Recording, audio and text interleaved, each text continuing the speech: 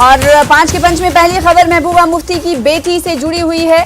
महबूबा मुफ्ती की बेटी के पासपोर्ट का मामला है, जिसमें इल्तिजा मुफ्ती को पासपोर्ट देने से इनकार किया गया है, जो कि इल्तिजा मुफ्ती के लिए एक बड़े झटके समान है। पासपोर्ट जारी करने के समर्थन से इनकार कर दिया गया है।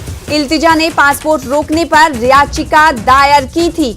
एडीजीपी सीआईडी पर पासपोर्ट रोकने का इल्तिजा मुफ्ती ने आरोप लगाया था और इस वक्त जो एप्लीकेशन और जो नोटिस आप टीवी स्क्रीन पर देख पा रहे हैं, उसमें पासपोर्ट देने से इनकार की खबर लिखी हुई है। तो महबूबा मुफ्ती की बेटी पासपोर्ट से जुड़े हुए मामले में आपको बता दें कि बड़ा झटका इल्तिजा मुफ्ती को मिला है, जो कि महबूबा मुफ्ती पीडीपी सदर उनकी बेटी हैं। पासपोर्ट मिलने के समर्थन से इनकार कर दिया गया है। इल्तिजा ने पासपोर्ट रोकने पर याचिका भी दायर की थी। तो एक तरह से ये माना जा सकता है कि इल्तिजा मुफ्ती के लिए बहुत बड़ा झटका है। ईशान वानी हमारे साथ इस खबर पर हमारे संवाददाता जुड़ रहे हैं, उन्हीं का रुख कर लेते हैं। ईशान, ये बहुत बड़ा झटका है इल्तिजा मुफ्ती के लिए कि पासपोर्ट देने से इनकार हुआ है। जी देखिए, दरअसल बात यह है कि जब महबूबा मुफ्ती की बेटी वापस पासपोर्ट मांगने गई थी तो कहीं ना कहीं एक डिले हुआ था उनके हिसाब से, और काफ़ी सारे महीनों बाद वो कोर्ट का रुख किया उन्होंने, जहां पे उन्हें एक रिट पिटीशन दायर की, जिसके बाद अदालत में यह कानूनी कार्रवाई चली। और जिसके बाद आज हम आपके सामने ये लेटर पेश कर रहे हैं, जिसमें आप देख सकते हैं कि एक लेटर जो है ये लिखी है रीजनल पासपोर्ट ऑफिसर ने, जो कि जो डिप्टी सॉलिसिटर जनरल हैं J&K और लद्दाख कोर्ट के, उनको लिखी है, जिसपे ये लिखा गया है कि उनके पास लेटर जो है स्पेशल डीजी सीआईडी की तरफ से आया है, जिसमें जो कंटेंट है लेटर का वो फिलहाल वो जाहिर नहीं कर सकते, क्योंकि ये टेक टॉप सीक्रेट है और इसको जो है अंडर प्रोविजन सीक्रेट्स एक्ट जो है उसके तहत उसको टॉप सीक्रेट करार दिया गया है। तो उसके कंटेंट जो है नहीं जाहिर किए जा सकते। लेकिन उन्होंने ये कहा है कि पिटिशनर को पासपोर्ट देने से मनाही है, और उन्होंने इसके बाद जो है फिलहाल जो स्पेशल डीजी है उनके ऑफिस से इसके बारे में जानकारी चाहिए है कि क्या इल्तिजा के खिलाफ कोई एफआईआर दर्ज है या कोई केस है जिसके बिना पर यह पासपोर्ट डिनाई किया जा रहा है। फिलहाल लेटर में यह भी कहा गया है कि इल्तिजा ने जो पासपोर्ट है वो यूएई में पढ़ाई, अपनी मास्टर्स की पढ़ाई, जो हायर एजुकेशन की पढ़ाई है, उसको लेकर पासपोर्ट को वापस मांगा था, लेकिन फिलहाल उनको पासपोर्ट मना कर दिया गया है। और इस पर क्या क्रिया रहेगी वो देखने लायक होगी, क्योंकि लगातार ऐसे पीडीपी कह रही है कि उनकी पार्टी को चोक किया जा रहा है। उनकी एलिगेशंस हैं कि लगातार सियासी जो भी कोई पॉलिटिकल पार्टी या बीजेपी के खिलाफ आवाज उठा रहा है, उनको कहीं ना कहीं साइलेंस करने की कोशिश की जा रही है। तो फिलहाल बीजेपी की बात समझना चाहेंगे, क्योंकि अब पासपोर्ट देने से इनकार किया गया है। पीडीपी इस पे जाहिर सी बात है हमलावर होगी। इस मुद्दे पर प्रतिक्रियाएं भी आपसे कुछ देर में आना शुरू हो जाएंगी। ये पासपोर्ट देने का मसला कब से शुरू हुआ? क्या उनका पासपोर्ट रिन्यू के लिए उन्होंने दिया था, और क्या क्या इसमें बीच बीच में डेवलपमेंट्स हुई, इस हवाले से कुछ जानकारी दे पाएं तो? देखिए, ये रिट पिटीशन दायर की थी इल्तिजा मुफ्ती ने, जबकि सीआईडी वेरिफिकेशन में काफ़ी देर हो गई थी।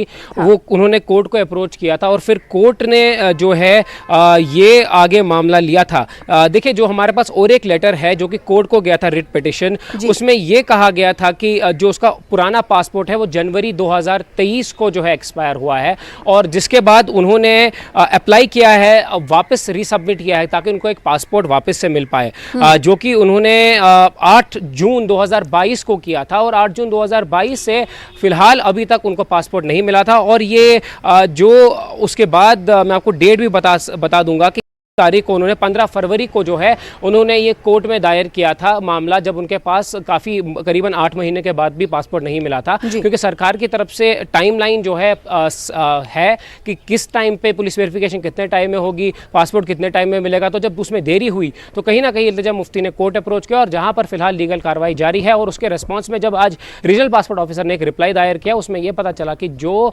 पासपोर्ट है वो फिलहाल उनको डिनाई कर दिया गया है। लेकिन ये भी बताते चले कि किस वजह से ये डिनाई किया गया है कि उन्हें पासपोर्ट नहीं दिया जाएगा, रीजनल पासपोर्ट ऑफिसर की तरफ से कुछ वजह बताई गई है? वजह तो जरूर गई होगी पुलिस की तरफ से, लेकिन जो रीजनल पासपोर्ट ऑफिसर को चिट्ठी मिली है उसको टॉप सीक्रेट करार दिया गया है ऑफिशियल सीक्रेट एक्ट के तहत, तो वो उसको रिवील नहीं कर सकते।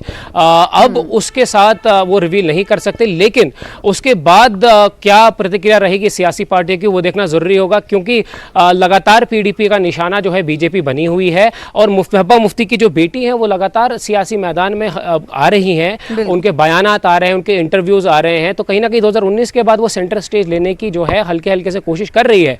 और क्या वजह रही होगी ये फिलहाल तो पुलिस स्पेसिफाई नहीं कर रही होगी, लेकिन रीजनल पासपोर्ट ऑफिसर ने फिलहाल तो पूछ लिया है एडीजी और कोर्ट को भी ये कहा है कि उन्होंने वजह मांगी है, क्या उनके खिलाफ कोई केस है, क्या उनके खिलाफ कोई एक्शन है जिसके बिना पर उनको पासपोर्ट डिनाई किया जा रहा है। अब ये इंटरेस्टिंग होगा देखना कि आगे कानूनी प्रक्रिया कैसे चलती है इस केस में। बिल्कुल जाहिर सी बात है, काफी दिलचस्प होगा कि आगे इस तरह से कानूनी प्रक्रिया किस ओर जाती हुई दिखाई देती है कि कोर्ट में भी क्या कुछ बताया जाता है। जब रीजनल ऑफिसर की तरफ से ये कहा गया है कि पासपोर्ट देने का हम समर्थन नहीं करते, तो जाहिर सी बात है इसके खातिर खा वजह बताई जाती है, लेकिन टॉप सीक्रेट की वजह भी बताई जाए, जैसे कि ईशान ने कहा कि अभी वो कारण नहीं बताए जा सकते, इसलिए कहा जा रहा है कि सिर्फ और सिर्फ पासपोर्ट जारी करने के समर्थन से इनकार हम कर रहे। हो सकता है कि अब से कुछ देर बाद इस हवाले से पीडीपी की तरफ से कड़ी प्रतिक्रिया ईशान, क्योंकि हमने बाज दफा देखा है कि चाहे महबूबा मुफ्ती हो या फिर इल्तिजा मुफ्ती हो, लगातार हमलावर रहती है केंद्र सरकार और साथ ही साथ एलजी प्रशासन पर। जी बिल्कुल, अभी कुछ देर पहले ही हमारी पीडीपी के लीडर से बात हुई जिनका ये कहना था कि ये जो है सरकार निशाना बना रही है पीडीपी को, और जो कोई भी सरकार के खिलाफ आवाज़ खड़ा करता है उसको खामोश करने की एक कोशिश की जा रही है। तो कहीं ना कहीं पीडीपी इसको ऐसे ही देख रही है कि सरकार जो है कहीं ना कहीं पीडीपी पर और ऐसे आवाज़ों पर जो है हमलावर हो रही है जो कहीं ना कहीं सरकार को निशाना बना रही है। आपको पता होगा कि महबूबा मुफ्ती की जो बेटी इल्तिजा मुफ्ती है, 2019 में जब एब्रोगेशन ऑफ आर्टिकल 370 हुआ तो उस वो लगातार सरकार को निशाना बना रही है, सरकार की नीतियां जो जम्मू कश्मीर पर है उनको के खिलाफ क्रिटिसिज्म उनका जारी है। तो कहीं ना कहीं वो उसी पस मंजर से देखेंगे कि क्यों इसको डिनाई किया गया पासपोर्ट। हालांकि अभी कोर्ट में मामला है, कोर्ट क्या फैसला आगे देखता है वो देखना होगा, क्या कोर्ट इंटरवीन करता है इस मामले में, क्योंकि पिटीशन अभी भी कोर्ट के पास है। आने वाले दिनों में इंटरेस्टिंग होगा कि कैसे आगे कोर्ट इसको लेता है। जी, क्या ये लगता है कि कानूनी अगर प्रक्रिया की तरफ देखें, कुछ टेक्निकल अगर पॉइंट्स की तरफ देखना चाहें, तो क्या दोबारा इल्तिजा मुफ्ती इस मुद्दे को लेकर अदालत से रुजू हो सकती है ईशान?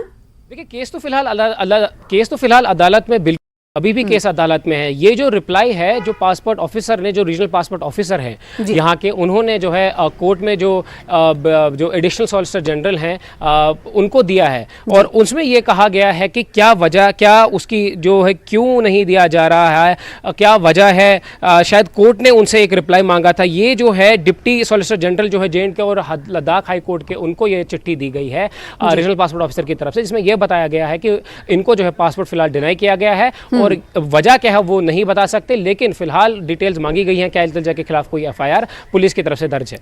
बिल्कुल, तो अब देखना ये होगा कि रीजनल पासपोर्ट की तरफ से जो बताया गया है कि वो समर्थन नहीं देते हैं पासपोर्ट इन्हें देने का, और कोर्ट में ये बात कह दी गई है। अब देखना ये होगा कि कोर्ट में आगे क्या कुछ पासपोर्ट ऑफिसर की तरफ से बात कही जाती है, बंद लिफाफे में दी जाती है, क्योंकि अभी कहा गया कि टॉप सीक्रेट है, ऑफिशियल पहलू से इससे डिस्क्लोज नहीं किया जा सकता। ईशान, बहुत शुक्रिया हमारे साथ जुड़ने के लिए। बहरहाल ये मान सकते हैं कि इल्तिजा मुफ्ती के लिए एक बड़ा झटका है। फिलहाल आगे बढ़ लेते हैं, 5 का पंच में दूसरी खबर की तरफ बढ़ेंगे। जम्मू कश्मीर डीजीपी दिलबाग सिंह का कहना है कि जम्मू कश्मीर में स्थानीय और पाकिस्तानी आतंकियों की संख्या अब तक की सबसे कम है। उन्होंने कहा कि युवाओं ने आतंकवाद को अब नकार दिया है। ड्रोन के मामले पर दिलबाग सिंह ने कहा कि इससे निपटने के लिए उपाय जा रहे हैं। पाकिस्तान की तरफ से आईईडी, ड्रग्स और हथियार भेजने की कोशिशों को भी विफल बनाया जा रहा है। तो एक बड़ा बयान है जो आज डीजीपी दिलबाग सिंह की तरफ से सामने आया है कि पहले के मुकाबले अब मिलिटेंसी, आतंकवाद कम हुआ है।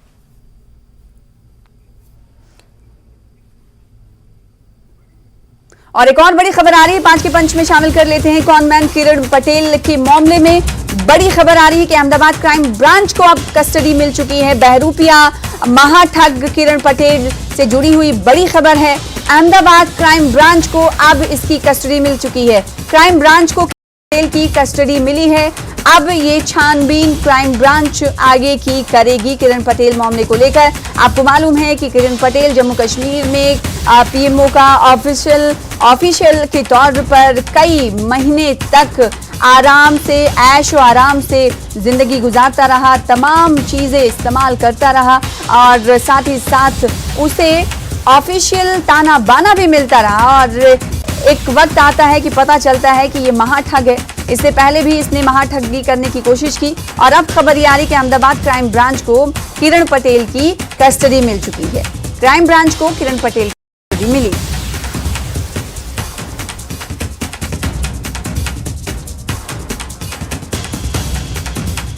तो खबर का रुख कर लेते हैं उस खबर का जो अब से कुछ देर पहले हमने आपको बताई थी कि जम्मू कश्मीर डीजीपी दिलबाग सिंह का कहना है कि जम्मू कश्मीर में स्थानीय और पाकिस्तानी आतंकियों की संख्या अब तक की सबसे कम है।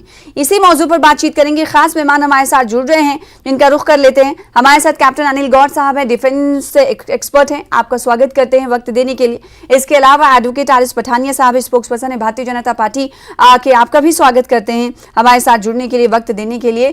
कोई आम इंसान ये बात है, कोई पॉलिटिकल लीडर ये बात नहीं कह रहा है, बल्कि ये बात सामने आई है जम्मू कश्मीर के डीजीपी दिलबाग सिंह की तरफ से। मैं चाहूंगी कि कैप्टन अनिल गौड़ साहब आपका रिएक्शन पहले लूं कि कोई आम इंसान नहीं, जबकि डीजीपी दिलबाग सिंह ये कह रहे हैं कि पाकिस्तान हो, पाकिस्तानी आतंकी हो या फिर स्थानीय आतंकी हो, पहले से अब कमी आई है जम्मू कश्मीर में। सना जी, ऐसा है जो डीजीपी साहब कह रहे हैं वो बिल्कुल सही कह रहे हैं। उनसे पहले भी हमारे जो कोर कमांडर है वहाँ पे 15 कोर के और जो हमारे नॉर्दर्न आर्मी कमांडर है उनके भी स्टेटमेंट से ही आए हैं कि ये जो स्थिति है आज 2000 के अंदर, उसके अंदर ऐसी स्थिति हो गई है कि जितने मिलिटेंट ग्रुप्स थे जी, उनकी लीडरशिप जो है सारी वाइप आउट हो गई है और अब जो बचे हैं वो रेमिनेंट्स बचे हैं। उसके रेमिनेंट्स मतलब कि वो बिल्कुल इक्का दुक्का है हर ऑर्गेनाइजेशंस के। ठीक है, वो अगर आप टोटल कर लेंगे तो जिस हिसाब से एक टाइम पे कितने सारे, मैं कहूँगा सैकड़ों के हिसाब से यहाँ पे थे, अब वो तकरीबन 100 एक हैं जो पूरे घाटी के अंदर हैं और वो भी अंडरग्राउंड ओवरग्राउंड वर्कर ही हैं। जो उनके कोई ऐसे वो खूंखार आतंकवादी कोई बचा नहीं है वहां पे जी। और ये जो स्थिति है ये आगे और इम्प्रूव होने वाली है, क्योंकि अब जिस हिसाब से एनआईए ने मनी ट्रेल के जरिए और हमारी स्टेट इन्वेस्टिगेटिंग एजेंसीज ने उसने और जो हमारे ओवरऑल जो ग्रिड सिस्टम बन गया हुआ है कश्मीर घाटी के अंदर की इन्फिल्ट्रेशन जो है उसके ऊपर पूरी रोक लगा दी गई है। तभी आप देखते हैं कि पाकिस्तान जो है ये जम्मू के रजौरी पुंछ के इलाके में से इन्फिल्ट्रेशन करने की कोशिश करा रहा है। तो ये सारी बातें जब आप पूरे इन टोटल देखते हैं तो एक बहुत हमारा जो कहते हैं ना मिलिटेंसी का खात्मा होने के ऊपर आ गया है अब। और मेरे को पूरा यकीन है कि ये 2023 के एंड तक ये जितने थोड़े बहुत बचे हुए हैं ये भी खत्म हो जाएंगे और कश्मीर घाटी जो है 2024 का जो उगेगा, मैं कहूँगा 1 जनवरी को, वो एक नया सूर्य उदय होगा हमारे पूरे जम्मू कश्मीर के लिए, जिसके अंदर मिलिटेंसी का कोई भी नामो निशान नहीं रहेगा। बिल्कुल। तो क्या ये आप मानते हैं, जैसे कि आपने कहा कि एक सूर्योदय होगा, ये नया सूरज होगा 2024 में, कि मिलिटेंसी का खात्मा हो जाएगा, आतंकवाद रहेगा नहीं जम्मू कश्मीर में। इसके अलावा मौजूदा दौर में जैसे कि आपने भी जिक्र किया कि जांच एजेंसियां एनआईए हो या एसआईए हो, उनकी तरफ से हम देख रहे हैं कि नार्को टेररिज्म हो या फिर आतंकवाद को बढ़ावा देने वाली कुछ तंजीमें हो, संगठन उन पर नकेल कसने की कोशिश कर रही है। लेकिन इसके इतर हम देख रहे हैं कि जब इस तरह की कोशिशें हो रही हैं तो आतंकवाद या आतंकवादी बौखलाहट का शिकार भी हो रहे हैं और वो डेली या फिर आए दिन हम देखते हैं कि लिस्टें भी जारी हो रही हैं। कभी वो कश्मीरी पंडितों की लिस्ट होती है, कभी आरएसएस लीडरान की लिस्ट होती है, कभी वो सोशल वर्कर को निशाना बनाते हैं। इसको किस तरीके से आप देख रहे हैं? देखिए, ये जो चीजें हैं, ये जो लिस्ट वगैरह जो निकालना और जो ये टारगेटेड किलिंग्स हैं, जो रैंडम किलिंग्स हो रही हैं, ये यही दर्शाता है कि ये जो हैं सारे के सारे अब ये खात्मे के ऊपर हैं और ये अपना एक वजूद दिखाने के लिए, क्योंकि देखिए पाकिस्तान आईएसआई जो है अभी तक, देखिए वो एक कहावत है ना वो आपकी कि जी वो रस्सी का बल जाए चल जाए पर रस्सी का बल नहीं जाता, जली हुई रस्सी का भी बल रहता है।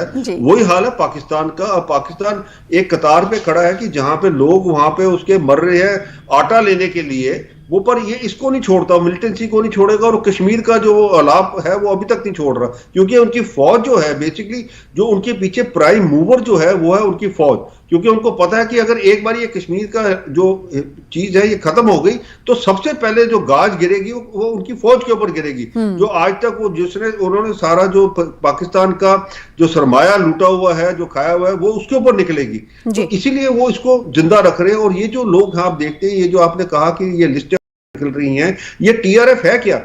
टीआरएफ वही है जो ये हिजबुल मुजाहिदीन है या लश्कर तोयबा है या दूसरे हैं संगठन जो है जिनके बचे कुछ लोग हैं, उसको आईएसआई ने एक नाम देके उनको कहा आप सब इकट्ठे हो जाओ, उसका नाम बना दिया टीआरएफ। और ये वो लोग हैं जो कभी मतलब कि फोरफ्रंट में मिलिटेंसी में रहे ही नहीं, सिर्फ अंडरग्राउंड ओवरग्राउंड वर्कर हैं। प्रॉक्सी तंजीम इसे कही जा सकती है, प्रॉक्सी संगठन इसे कहा जा सकता है। जी कैप्टन साहब, हमारे साथ BJP spokes person Aaris Pathania भी मौजूद है। आरिस पठानिया साहब, आपको आवाज मेरी मिल पा रही है? आपका आवाज बिल्कुल साफ जी। आपकी प्रतिक्रिया क्या है, क्योंकि ऑपोजिशन लीडरान की अगर हम जब ये कहा जाता है या एलजी प्रशासन की तरफ से भी आंकड़ा दिया जाता है, आज तो डीजीपी दिलबाग सिंह की तरफ से ये प्रतिक्रिया सामने आई कि पहले के मुकाबले अब स्थानीय हो या पाकिस्तानी आतंकी उनमें सबसे निचले दर्जे तक सबसे ज्यादा कमी आई है।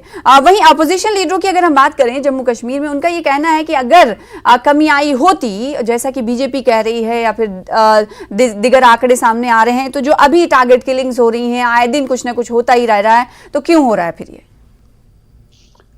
देखिए, इससे पहले गौर साहब ने तफसील पे बात की, डीजीपी साहब का स्टेटमेंट, जीओसी का स्टेटमेंट, उससे पहले जनरल पुलिस का 31 दिसंबर का स्टेटमेंट, और सरकार का जो पार्लियामेंट में सदन के पटल पे सरकार ने जो इन्फॉर्मेशन रखी है, जो पैरामीटर्स हैं मिलिटेंसी को मापने के, हम ये नहीं कह रहे कि मिलिटेंसी बिल्कुल खत्म हो गया, लेकिन कंसीडरेबल, बल्कि 5 अगस्त 2019 के बाद आप ऑपरेशन ऑल आउट की बात करें, आप हवाला चैनल्स पर जिसे कहते हैं सूप की बात करें, आप नंबर ऑफ टूरिस्ट जिसे कहते हैं जो कश्मीर में बड़ा है उसकी बात करें, या जैसे मैंने कहा कि जो मापदंड है मिलिटेंसी नापने के, जम्मू कश्मीर में सरकार को एक बहुत ही बड़ी उपलब्धि, बहुत बड़ी अचीवमेंट सरकार को मिला है। ना सिर्फ जम्मू एंड कश्मीर बल्कि नॉर्थ ईस्ट में वहां पे जो टर्बुलेंस थी वहां पे भी सरकार ने काफी कंसिडरेबल अचीवमेंट्स ली हैं। ऐसे ही झारखंड या बिहार वाले क्षेत्र में, कुछ एक पार्ट ऑफ बिहार वाले क्षेत्र में नक्सलाइट मूवमेंट थोड़ा तंग करता था, लेकिन सरकार ने बिल्कुल एक मजबूत सरकार ने एक टफ स्टैंस के तहत इन सबको मजबूती के साथ डील किया। जैसे आपने कहा, ये एक चैलेंज है हमारे लिए टारगेटेड किलिंग्स, लेकिन अब इन्होंने उसको भी कंट्रोल कर लिया है। एक नया मॉड्यूल था सरकार ने, वो ड्रोन के साथ जिसे कहते हैं ड्रॉपिंग्स होती थी, उसके ऊपर भी आपने पिछले दिनों भी देखा ड्रोन पकड़े गए, ड्रोन के साथ मटेरियल भी पकड़ा गया। तो आई एम होपफुल कि सिक्योरिटी एजेंसीज और जैसे हमारी जो रियासती पुलिस सरकार, इन्होंने एक ऐसा ग्रिड तैयार किया है जिसमें अल्टीमेटली हम जिसे कहते हैं जीरो, बिल्कुल, तो कहा जा सकता है कि पुलिस 5 एजेंसियां मिलकर और सेना मिलकर अब आतंकवाद पर नकेल कसने की तरफ एकदम से बढ़ रहा है। जैसे कि गौर साहब ने भी कहा कि 2024 में एक नया सूरज उगेगा और उस सूरज की परछाई में ऐसा मालूम होगा कि आतंकवाद का सफाया जम्मू कश्मीर से हो गया। बहुत शुक्रिया गौर साहब आपका और आरिस पठानिया साहब आपका हमारे साथ जुड़ने के लिए, इस खबर पर अपना रिएक्शन, अपनी प्रतिक्रिया देने के लिए। फिलहाल इसी के साथ 5 का पंच में रुकेंगे, छोटे से ब्रेक के लिए कुछ और खबरों के साथ जल्द लौटेंगे।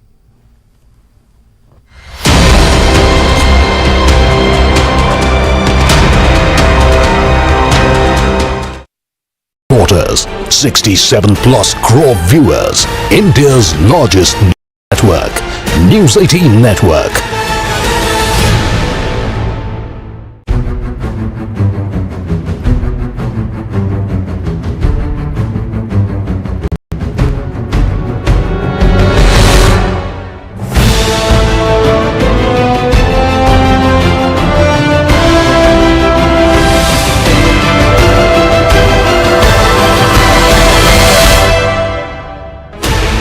Sixteen channels, 15 languages, 26 states, 1200 plus reporters, 67 plus.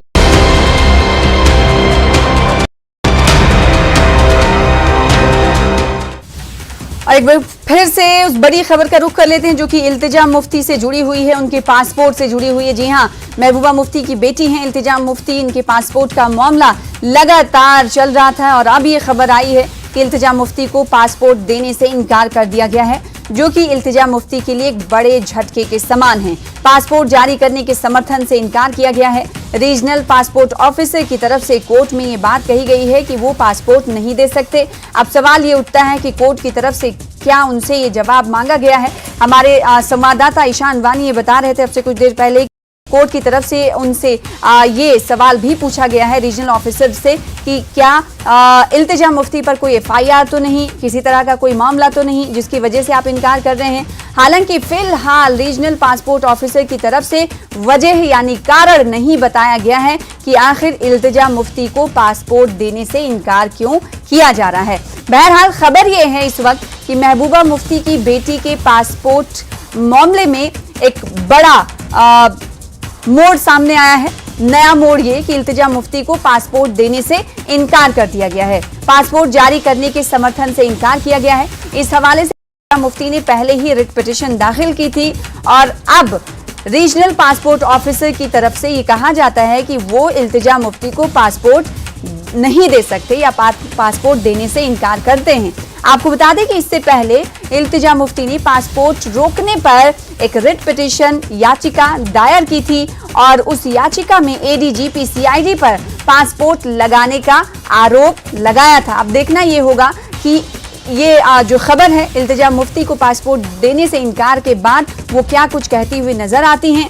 हालांकि हमारे संवाददाता ने ईशान वानी ने कहा कि उनकी कुछ से PDP की बात हुई। उन्होंने कहा कि जो केंद्र सरकार है वो लगातार PDP को निशाने पर ले रही है, महबूबा मुफ्ती को निशाने पर ले रही है। उनकी बेटी ज्यादा वोकल रही हैं और जैसे उनकी वालिदा रही हैं, उनकी माता की तरह केंद्र सरकार की नीतियों के खिलाफ आवाज उठाती रही हैं, इसलिए उन्हें परेशान किया जा रहा है। हमारे साथ इल्तिजा मुफ्ती साहिबा जुड़ चुकी हैं फोन लाइन पर। वक्त देने के लिए इल्तिजा शुक्रिया। सबसे पहले हम जानना चाहेंगे कि अभी जो खबर हमें मिल पा रही वो ये कि आपको पासपोर्ट देने से इनकार कर दिया गया है, आप तक क्या इन्फॉर्मेशन पहुंची है, क्या कोई वजह बताई गई है, इस पर प्रतिक्रिया क्या है, क्या रद्द-ए-अमल है आपका? देखिए, मैंने शुरू से कहा है कि जो यहाँ CID इंटेलिजेंस एजेंसी है वो वेपनाइज कर रही है पासपोर्ट को। उनने कोर्ट के पहले तो ये झूठ बोला कि वो मेरा पासपोर्ट इंपाउंड करने की कोशिश नहीं कर रहे थे, लेकिन आज उनने सबमिशन किया है कोर्ट में कि आई एम नॉट अलाउड, कि इसको ऑथराइज नहीं करिए कि इल्तिजा को पासपोर्ट मिले। एंड वो नहीं ऑथराइज करने के लिए national secret act has been invoke, की जो मेरे अगेंस्ट एडवर्स रिपोर्ट दी गई है वो एक सील्ड कवर में कोर्ट में दी गई है। तो मैं तो कोई टेररिस्ट नहीं हूँ, ना मैंने कोई ऐसा काम किया। तो आप पहले मुझे पासपोर्ट दे नहीं रहे, फिर आप ये कह रहे हैं कि हम आपको वजह भी नहीं बता सकते। उसके बावजूद जो पासपोर्ट ऑफिसर है CID की रिपोर्ट के बावजूद उनने मुझे 2 का पासपोर्ट इश्यू किया है। तो I am very thankful to the court. But आप इमेजिन करिए अगर ये मेरा हाल है तो बाकी लोगों का यहाँ क्या हाल होगा। ये तो 1 साल की लिटिगेशन के बाद मुझे 2 साल का पासपोर्ट मिल रहा है। That's it. इसकी वजह क्या मान रही हैं? आप कह रहे हैं कि लिफाफे में, बंद लिफाफे में वजह शायद बताई गई है, लेकिन आपको भी वजह नहीं बताई गई है। तो क्या जब इस तरह का एक्शन पासपोर्ट देने से आपके खिलाफ इनकार किया जाता है तो वजह तो जाननी जरूरी होगी, इसके लिए आप क्या करेंगी आगे? देखिए, वजह तो जाहिर है। आपको पता है 2019 से लेकर अभी तक मैंने कितनी बारी आर्टिकल 370 को जिस तरीके से एब्रोगेट किया गया लीगल वे में, मैंने हमेशा उसको क्रिटिसाइज किया है। तो इसी की वजह से शायद मुझे, मेरी फैमिली को पनिश किया जा रहा है, हमें सजा दी जा रही है। लेकिन ये मेरे पासपोर्ट का सवाल नहीं है। ये बहुत सारे ऐसे स्टूडेंट्स हैं कश्मीर में, जर्नलिस्ट हैं जिनका CID पासपोर्ट इंपाउंड कर रही है। And I want to specifically point fingers at CID। उनको किसने हक दिया है कि वो पासपोर्ट वेपनाइज करे, लोगों का लाइवलीहुड वेपनाइज कर रहे हैं। आपने खुद देखा कितने लोगों को नौकरियों से निकाल रहे हैं, गवर्नमेंट नौकरियों से, और अब पासपोर्ट से भी अब ये हाथ मार रहे हैं। तो ये कहाँ का इंसाफ है? आप मुझे इल्तिजा, आपको क्या लगता है कि पासपोर्ट देने से सीधे तौर पर कोर्ट में ये कहा गया कि वो पासपोर्ट आपको नहीं दे सकते, रीजनल पासपोर्ट ऑफिसर की तरफ से ये कोर्ट में कहा गया है कि वो आपको पासपोर्ट नहीं दे सकते। वजह आपने कहा कि बताया नहीं गया। हम अपने संवाददाता से भी बात कर रहे थे, उनकी तरफ से भी कहा गया कि वजह अभी सामने नहीं आ पाई। वजह जानने के लिए आपकी तरफ से क्या कोशिशें होंगी? मैं ये जानना चाहती हूँ कि क्या कोई कानूनी प्रक्रिया का आप हवाला लेंगी, सपोर्ट लेंगी? देखिए, जो हमारे लॉयर हैं जहांगीर साहब, उनने कोर्ट के सामने आज एक पिटीशन में थोड़ा चेंज किया कि आप हमें वजह बताइए। और मैं आपको बताना चाहती हूँ कि जो CID के ADGP साहब है, उनने ऑफिशियल सीक्रेट एक्ट इन्वोक किया है, जो एक बहुत बड़ा एक्ट है। जो आप टेररिस्ट, जो लोग सेडिशन प्रॉपर करते हैं, एंटी नेशनल चीजें करते हैं, ये ब्रिटिशर्स के टाइम में कॉलोनियल लॉ है, ये मेरे इन्वोक किया गया है। तो आपके खिलाफ इतना बड़ा इन्वोक करना, ये मामला आपको क्या लगता है आखिर क्यों ऐसा? जी, वो डरते हैं। अब जिससे जो भी अपनी आवाज उठाए उनको डराने की कोशिश किया जाता है। पहले तो ये हमसे डरते हैं कि हम सच्चाई बोलते हैं, बट ऑब्वियसली तो आप तो बोलती रहती है ना इल्तिजा मुफ्ती, आप तो जितनी भी पॉलिसीज होंगी और जिस आपको लगता है जो जनता के हक की बात नहीं कर रहा, आवाम के हक की बात नहीं कर रहा है, आप उसके खिलाफ आवाज उठाती रहती हैं, तो आप तो उठाती रहती हैं। जी, और मैं उठाती रहूंगी, मैं क्यों नहीं उठाऊं? जो बात जाहिर है, जो सच्चाई है, वो तो मैं बोलूंगी, लेकिन ये इनके लिए एक तरीका बन गया मुझे पनिश करने का। मैं कहना चाहती हूँ कि जो सीआईडी के लोग हैं, खासकर की जो एडीजीपी साहब है, he is bringing disrepute to CID. इतना झूठ बोल बोल के कोर्ट में इनको शर्म भी नहीं आती है, तो व्हाट कैन आई से? पहले कोर्ट में कहते हैं कि हमें प्रॉब्लम नहीं है इनको पासपोर्ट मिले, फिर आप नेशनल सीक्रेट एक्ट इन्वोक कर रहे हैं, जो आप टेररिस्ट के अगेंस्ट इन्वोक करते हैं। मैं कौन सी टेररिस्ट हूँ? आपने खुद तो क्या ये नेशनल सीक्रेट एक्ट की बात जो बंद लिफाफे में कही गई है, ये आपको पता चल पाई या फिर इससे पहले ही आपको मालूम था कि सीआईडी इसकी तैयारी में? देखिए, जो मैंने रूमर्स सुने हैं उसके हिसाब से इनने रिपोर्ट में ये डाला है कि मैं महबूबा जी का शायद ट्विटर हैंडल चलाती हूँ, जो कोई गैर कानूनी चीज नहीं है अगर आप सोशल मीडिया पे कोई हैंडल चलाएं। इनने ये भी कहा है कि शायद मैं इंडिया से बाहर जाके इंडिया के खिलाफ बात करूंगी। हाँ। लेकिन ये तो बस एक तरीका है हरास करने का। लेकिन मुझे किस चीज से शॉक हुआ है कि आई am a ordinary Kashmiri girl, मेरे अगेंस्ट ये नेशनल सीक्रेट एक्ट इन्वोक किया गया है, नेशनल सीक्रेट एक्ट। मतलब आप इतने डेस्परेट हो रहे हैं, मेरे अगेंस्ट ना एफआईआर है ना कोई। हाँ, मैं वही जानना चाहती थी क्योंकि अभी ये सवाल उठ रहा है कि कोर्ट भी जाहिर सी बात है रीजनल पासपोर्ट ऑफिसर से ही पूछेगा कि क्या इल्तिजा मुफ्ती के खिलाफ कोई मुकदमा, कोई केस, कोई मामला है, तो उनकी तरफ से क्या जवाब दिया जाएगा। तो मैं जानना चाहती हूँ कि क्या कभी मामला आपके साथ पेश आया? जी देखिए, रीजनल पासपोर्ट ऑफिसर जिसे बुनियाद बनाया जा रहा है, उनने भी सीआईडी को यही कहा कि इनके अगेंस्ट कोई इंक्वायरी चल रही है, क्रिमिनल इंक्वायरी है, एफआईआर है, चार्जशीट है, कुछ नहीं है मेरे खिलाफ। आपने टॉप सीक्रेट इसीलिए इन्वोक किया क्योंकि आपको पता है सील कवर में जो आप दे रहे हैं उसमें कुछ है ही नहीं सब्सटैंशियल, तो आपको जबरदस्ती जैसे पीएसए ने इन्वोक किया महबूबा जी के अगेंस्ट। कोर्ट तो सील कवर में कोर्ट के पास जा रहा है, कोर्ट तो कुछ न कुछ इस पर अपनी प्रतिक्रिया देगा ना इल्तिजा मुफ्ती साहिबा? जी है ना। आपको नहीं पता है, आपको भी नहीं पता है कि आपके खिलाफ जो बातें कही गई हैं बंद लिफाफे के अंदर? मैम, मैंने ट्रैफिक की एक लाल बत्ती तक मैंने क्रॉस नहीं की होगी। I have never ever broken any law और rule. I am a law abiding citizen. फिर भी आप देखिए मेरे against national secret act use करना, तो ये बाकियों की क्या हालत कर रहे होंगे कश्मीर में। मैं एक पूर्व मुख्यमंत्री की बेटी हूँ, मेरी otherwise I am an ordinary Kashmiri girl, but despite coming from a political family मेरे पास रिसोर्सेज थे कि मैंने लिटिगेशन की। अब आप सोचिए एक आम आदमी के साथ यहाँ क्या चल रहा होगा, सीआईडी उनके साथ क्या कर रही होगी। इल्तिजा जी, अब मैं आपसे सवाल करना चाहती हूँ, आपने कहा कि आपके लॉयर कुछ तैयारी भी कर रहे हैं कि जैसा वजह पूछने, तो इसके लिए क्या कुछ खाका या क्या कुछ इकदामात उठाए जाएंगे आपकी तरफ से? कोर्ट में क्या कुछ आप याचिका दायर करेंगी? जी बिल्कुल, मैं याचिका दूंगी, एप्लीकेशन दूंगी कि अगर आप मेरे against national secret act invoke कर ही रहे हैं तो कम से कम मुझे तो बता दीजिए इस एडवर्स रिपोर्ट में क्या है कि आप मुझे पासपोर्ट क्यों नहीं दे सकते हैं। आप क्यों रेकमेंड कर रहे हैं पासपोर्ट ऑफिसर को कि मुझे पासपोर्ट ना मिले? उसके लिए आप इतना बड़ा एक्ट इन्वोक कर रहे हैं जो पीएसए जैसा ही होता है, नेशनल सिक्योरिटी एक्ट, जो इफ्तिकार गिलानी साहब हैं जो जर्नलिस्ट रह चुके हैं, उनके अगेंस्ट भी इन्वोक किया गया है। जी, तो ये तो मिसयूज कर रहे हैं लॉज। आप ब्रिटिशर्स के टाइम लॉज थे। जी, तो इल्तिजा मुफ्ती हमारे साथ जुड़ी हुई थी, लगातार उन्होंने कहा कि ये डर रहे हैं और एजेंसियां डर रही हैं क्योंकि वो वोकल हैं, बातचीत करती हैं उन चीज़ों पर जो अवाम के खिलाफ है, और उन्होंने साथ ही ये कहा कि वो ऐसे ही बोलती रहेंगी, किसी से डरेंगी नहीं। लेकिन साथ ही कानूनी चाराजोई को लेकर कहा कि जो कुछ अभी पासपोर्ट को लेकर सामने आया है, उन्हें पासपोर्ट देने से इनकार किया गया है, इसको लेकर वो अदालत से एक बार फिर से रुजू होंगी, क्योंकि हम जानते हैं कि इससे पहले भी ये मामला अदालत में जेरे गौर रहा। अदालत में ही रीजनल पासपोर्ट ऑफिसर की तरफ से कहा गया है कि वो इल्तिजा मुफ्ती को पासपोर्ट नहीं दे सकते। अब अदालत की तरफ से भी उनसे ये पूछा गया है कि क्या कोई केस इल्तिजा मुफ्ती के खिलाफ चल रहा है, नहीं चल रहा है, तो बंद लिफाफे में ये बातें कही गई हैं। इल्तिजा मुफ्ती हमारे साथ जुड़ी थी, बहुत शुक्रिया इल्तिजा मुफ्ती का जुड़ने के लिए। कविंदर गुप्ता जी हमारे साथ जुड़ रहे हैं जो कि भारतीय जनता पार्टी के सीनियर लीडर हैं, उनका रुख कर लेते हैं। आपसे कुछ देर पहले इल्तिजा मुफ्ती साहिबा भी जुड़ी हुई थी। कविंदर गुप्ता जी, उन्होंने कहा कि उन्हें परेशान करने के लिए बार बार केंद्र सरकार और बीजेपी ऐसा कर रही है, आप पासपोर्ट देने से इनकार कर दिया गया है और यह भी नहीं बताया गया कि आखिर वजह क्या है। इस पर आपकी प्रतिक्रिया? कि जो रिजेक्शन रहती है या अप्रूवल रहती है, ये एजेंसियों की रिपोर्ट के आधार पर रहती है। हाँ। तो इसमें ये खुद ही इनको पता होगा कि इनकी जो हरकतें हैं वो किस प्रकार से रहती हैं। तो वो मुझे लगता है कि एक इंडिपेंडेंट दायरा रहता है जिसमें कि कौन जाकर के विदेशों में देश के खिलाफ किस प्रकार की जो एक प्रक्रिया चल रही है, ये भी उसी का हिस्सा हो सकती है। और नित्य प्रति जो इनके बयान वगैरह रहते हैं, तो स्वाभाविक बात है कि अब महबूबा मुफ्ती जी इनको आगे करके तो जो काम पेंडिंग है वो करती है और बार देखिए अभी जब एजेंसीज को लगेगा कि ये सब ठीक है तो रूटीन में उसकी अप्रूवल। लेकिन कविंदर गुप्ता जी, आपसे कुछ देर पहले जब इल्तिजा मुफ्ती हमारे साथ जुड़ी हुई थी, उनका सिर्फ एक ही सवाल था कि अगर उनके खिलाफ कोई कार्रवाई की जाती है, पासपोर्ट देने से इनकार किया जाता है, तो आखिर वजह क्यों नहीं बताई जाती है? क्या आपको लगता है कि अगर किसी के खिलाफ कोई कार्रवाई की जाती है, पासपोर्ट रोका जाता है, तो उन्हें वजह भी बताने की जरूरत होती है?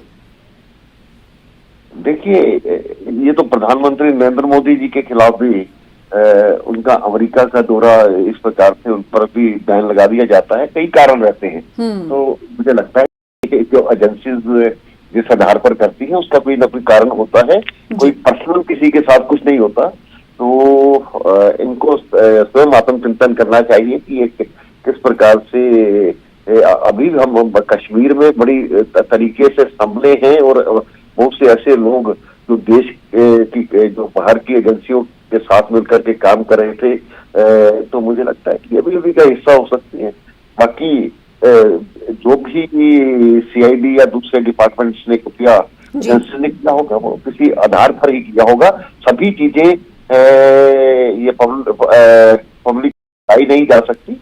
ये जो कारण है उसी के आधार पर व्यक्त हुआ होगा। जी ठीक है। एक ये प्रक्रिया एक तरफ, दूसरी तरफ तो वो हमलावर केंद्र सरकार पर हो रही हैं, बीजेपी पर हो रही हैं कि बीजेपी को उन बातें पसंद नहीं आती, उनकी वालिदा की, उनकी माता जी की बातें पसंद नहीं आती, इसलिए वो बार बार हरासमेंट उनका कर रहे हैं। और वो कह रही थी कि ये सिर्फ मेरी बात नहीं है, आप सोचिए मेरे पूर्व सीएम की बेटी के साथ ऐसा हो रहा है, तो समझ लीजिए आम इंसान, आम कश्मीरी के साथ कैसा हो रहा होगा। वो ये एक मिसाल कहीं ना कहीं देने की कोशिश कर रही हैं। कविंदर जी देखिए, जो कोई भी देश के खिलाफ बयानबाजी रहती है, समाज में अफरा तफरी लाने रहती है, उसमें चाहे कोई बड़े से बड़ा नेता क्यों ना हो, वो किसी पर भी कार्रवाई, ये मुख्यमंत्री की बेटी होना कोई एक सर्टिफिकेट नहीं है। कल भी कुछ विपक्षीय लोग इकट्ठे होकर के सुप्रीम कोर्ट में गए थे, तो उनको उसी हिसाब से बताया भी गया है सुप्रीम कोर्ट में, ये किसी का बेटा होना या किसी की कोई क्वालिफिकेशन नहीं है। लेकिन एक बात वो कह रही है कि मैं तो टेररिस्ट हूं नहीं, मेरे ऊपर जो एक्ट लागू किया गया है वो टॉप सीक्रेट एक्ट की तरह बताया गया है, यानी एक ऐसी बात जो बताई नहीं जा सकती, लेकिन आपके खिलाफ ये कार्रवाई। तो ये कह रही है कि मैं तो एक आम जम्मू कश्मीर की एक लड़की हूँ और मेरे खिलाफ अगर पासपोर्ट हमें नहीं दिया जा रहा है तो वजह नहीं बताई जा रही है, और ऐसा सलूक हो रहा है जैसे टेररिस्ट और आतंकवादियों के खिलाफ होता रहा है। वो कह रही है वो तो जम्मू कश्मीर की एक लड़की है, उन पर क्यों टॉप सीक्रेट एक्ट लगाया जा रहा है? देखिए, ऐसा नहीं है। समय और परिस्थिति के अनुसार सभी एक्शन लिए जाते हैं। तो मुझे लगता है कि इसके पीछे जरूर कोई सॉलिड वजह होगी, कोई कारण होगा, तभी अब इसके बारे में जानकारी नहीं, लेकिन इनकी जिस प्रकार से गतिविधियां रहती हैं उसी आधार पर इसको किया होगा। ठीक है। तो भारतीय जनता पार्टी का सीधे तौर पर प्रतिक्रिया ये है कि कुछ रीजन जरूर रहे होंगे, तभी इस तरह की कार्रवाई की गई है और तभी इसलिए बताया जा रहा है कि वजह वो नहीं बता सकते पब्लिकली। बहुत शुक्रिया कविंदर जी हमारे साथ जुड़ने के लिए, इस खबर पर अपनी प्रतिक्रिया देने के लिए। तो बड़ा झटका इल्तिजा मुफ्ती के लिए ये सामने आया है। इल्तिजा मुफ्ती को पासपोर्ट देने से इनकार कर दिया गया है। पासपोर्ट रीजनल ऑफिसर की तरफ से कोर्ट में सीलबंद लिफाफे में वजह दी गई है और उस वजह को आम नहीं किया गया है। साथ ही साथ इल्तिजा मुफ्ती जब हमारे साथ जुड़ी तो उनका ये कहना था कि वो जिस तरह से वोकल हैं, बयान देती हैं, बातें रखती हैं अपनी, उससे कहीं ना कहीं केंद्र सरकार और बीजेपी डरी हुई है, इसीलिए उनके खिलाफ और उनकी पार्टी के खिलाफ इस तरह की कार्रवाइयां लगातार की जा रही हैं।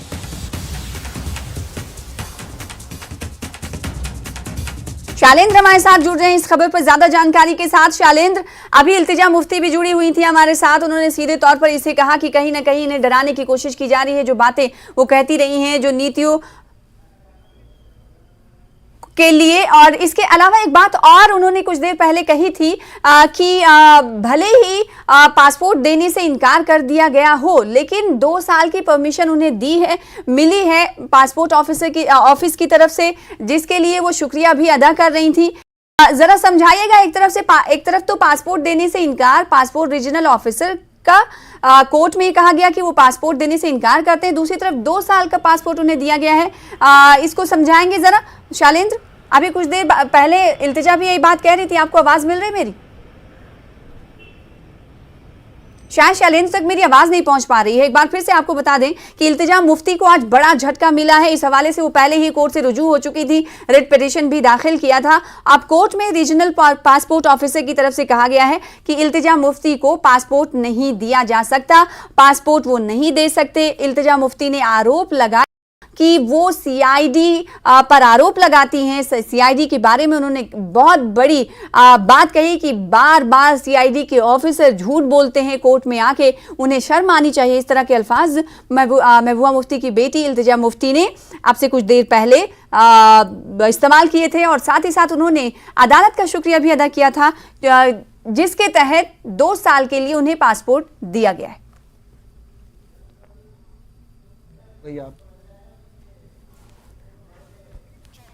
और एक खबर और है पाकिस्तान से, जिसका रुख कर लेते हैं। इन दिनों पाकिस्तान का एक वीडियो खूब वायरल हो रहा है। ये वायरल है पाकिस्तान की राजनीतिक पार्टी पाकिस्तान पीपल्स पार्टी यानी बिलावल भुट्टो की पार्टी के एक नेता का, जिसमें पीपीपी लीडर नबील गेबोल की महिलाओं को लेकर घटिया सोच जाहिर हुई है। इस वीडियो में जनाब चौथी शादी को लेकर ये कहते हुए दिखाई दे रहे हैं कि जो पसंद आ गई उठा लिया, अपनी हो गई। इस असंसदीय रिमार्क्स के बाद पाकिस्तानी नेताओं की सोच पर लानत मलामत भेजी जा रही है। ऐसा नहीं है कि नबील गेबोल ने पहली बार ऐसा बयान दिया है, इससे पहले भी ये पाकिस्तानी नेता महिलाओं को लेकर घटिया बयान दे चुके हैं। पहले बयान सुनिए। बस उम्र हो गई आपकी, शादी कब करेंगे? चौथी मुझे पता, 3 हुई भी है, मुझे पता है। मेरे बेटे का, बड़े बेटे का नाम भी नादिर है। अच्छा, अब आप चाहते हो कि आपके जब ये शो ऑन है और घर जाओ तो बच्चे वैसे ही मेरे को आजकल जो है ना पसंद नहीं कर रहे, इसी बात पे कि आप टीवी में आकर बड़े फ्रैंक बात करते हो। हाँ। और आप बाबा जरा जो है ना फ्रैंक बात नहीं किया करो अपनी तरह। तो आप ब्लंट है, ब्लंट बोलो। मैं बेटा ब्लंट हूं। देखो बात मेरे मुंह से निकल जाती है। तुम लोग जो हो ना कराची वाले जो हो ना, अभी तो आपको मैं कराची वाले ही कहूंगा, पीछे से आप कहीं से भी आ रहे हो, जो कराची वाले हो ना अपना जज्बात दिल में रखते हो और बाथरूम में निकालते हो। हम लोग जज्बात जो है ना अपना दिल में नहीं रखते, जो पसंद आ गई उठा लिया। अच्छा, वही निकाल दिए जज्बात? नहीं, उधर ही उठा लिया। अच्छा, उधर ही अपना हो गई, मतलब पसंद आ गई वो अपनी हो गई। अच्छा, यहीं पे मैं एक बात जोड़ूंगा। हाँ। रेहाम खान को प्राइम मिनिस्टर की एक्स वाइफ, हाँ। उसे आपने प्रपोज किया था, ये बात ठीक है? भाई मैंने तो लाइव शो में उसको प्रपोज किया, और मैं आज भी उसको कहता हूं कि देखो तुमसे बहुत बड़ी गलती हुई। वो आज मानती है इस बात को कि अगर मैं तुम्हारी प्रपोजल को मान लेती तो मैं इमरान खान के हत्थे नहीं चढ़ती। नहीं जब हाँ अच्छा, इमरान, मतलब ये देखो बात सुनो, तोन शोन ये जितनी लड़कियां तोन शोन क्या देखती है? ये एक ही चीज देखती हैं। क्या देखती है? एक ही चीज। क्या बता दे, क्लियर कर दे। रिफाइंड तरीके से। हाँ। नाम बड़ा, कुछ और बड़ा। इधर ही से तो मार खा गया हूं मैं। हाँ। नाम बड़ा होना चाहिए। कि आपने मुशर्रफ का जिक्र किया, कई टाइम तक जिन जिन लोगों को पनाह दी गई थी, फिर उन्हीं के खिलाफ ऑपरेशन हुआ, सड़क के आम हुआ, और किसी ने आवाज भी नहीं उठाई, प्रोटेस्ट भी नहीं की। देखिए मैं इसका इस तरह मिसाल दूं, इंग्लिश में कहावत है, When rape is imminent, just enjoy it. ये कोई कहावत नहीं है, नहीं है। अगर आपके ऊपर इतनी मजबूरी है कि आप बलात्कार कहते हैं या ज्यादती उसको बर्दाश्त कर सकते हैं, अगर आपके अंदर ये कुव्वत है बर्दाश्त की, तो जस्ट एंजॉय इट। वरना तो आपके अंदर खैरत है तो आप खड़े रहे और आप बर्दाश्त ना करें।